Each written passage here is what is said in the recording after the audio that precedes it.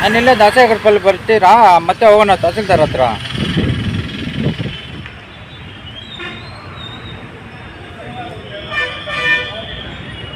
ನಮಗೊಂದು ಕಂಪ್ಲೇಂಟ್ ಬಂದಿರ್ತದೆ, ಈ ರೀತಿ ಭಾರತದ ಪೌರತ್ವ ಹೊಂದೇ ಇರುವಂತಹ ಕೆಲವು ವ್ಯಕ್ತಿಗಳು ಬಾಗೇಪಲ್ಲಿ ತಾಲೂಕಿನಲ್ಲಿ ಇದ್ದಾರೆ ಅಂತಂದ್ಬಿಟ್ಟು ಆ ಒಂದು ಕಂಪ್ಲೇಂಟ್ ಮೇರೆಗೆ ನಾವು ವಿಸಿಟ್ ಮಾಡಿದಾಗ ಮತ್ತು ದಾಖಲೆಗಳನ್ನ ನೋಡಿದಾಗ ನಮಗೆ ಆ ರೀತಿ ಭಾರತದ ಪೌರತ್ವ ಹೊಂದೇ ಇರೋರು ವ್ಯಕ್ತಿಗಳು ಕಂಡುಬಂದಿರ್ತದೆ.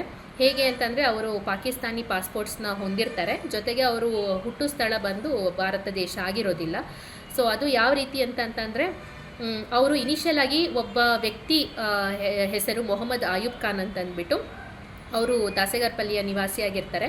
ಅವರು 1993ರಲ್ಲಿ ದುಬೈನಲ್ಲಿ ಕೆಲಸ ಮಾಡ್ತಿರ್ಬೇಕಾದ್ರೆ ಅವ್ರಿಗೆ ಒಬ್ಬ ಲೇಡಿ ಫರ್ನಾಜ್ ಅನ್ನೋರು ಪರಿಚಯ ಆಗಿಬಿಟ್ಟು ಅವರು ಮದುವೆ 2003ನಲ್ಲಿ ಆಗ್ತಾರೆ. 2004ನಲ್ಲೇ ಅವರ ಮೊದಲನೇ ಮಗ ಮೊಹಮ್ಮದ್ ಫರ್ದೀನ್ ಹುಟ್ಟುತ್ತಾರೆ, ಅಲ್ಲಿ ಇದು ಪಾಕಿಸ್ತಾನಲ್ಲೇ ಹುಟ್ಟುತ್ತಾರೆ. ಅದಾದ ನಂತರ ಇನ್ನೂ ಇಬ್ಬರು ಮಕ್ಕಳು ದುಬೈನಲ್ಲಿ ಹುಟ್ಟುತ್ತಾರೆ.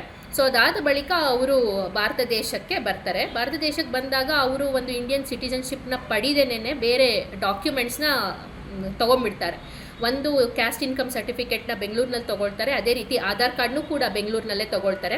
ಅದಾದಮೇಲೆ ಅವರು ಆಧಾರ್ ಅಡ್ರೆಸ್ನ ಬಾಗೇಪಲ್ಲಿಗೆ ಚೇಂಜ್ ಮಾಡಿಕೊಂಡು ರೇಷನ್ ಕಾರ್ಡಲ್ಲಿ ನಮೂದು, ಜೊತೆಗೆ ವೋಟರ್ ಲಿಸ್ಟ್ನಲ್ಲಿ ನಮೂದು ಮಾಡ್ಕೊಳ್ತಾರೆ.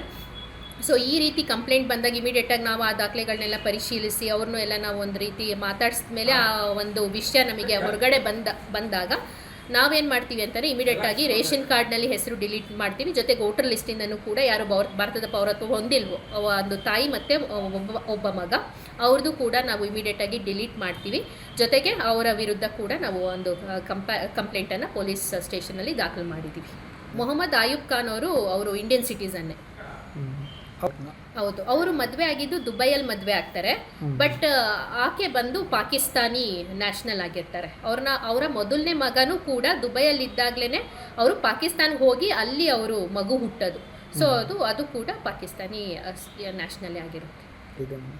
ಈಗ ತಾಯಿ ಮತ್ತು ಮೊದಲನೇ ಮಗ ಮೇಲೆ FIR ಆಗಿದೆ.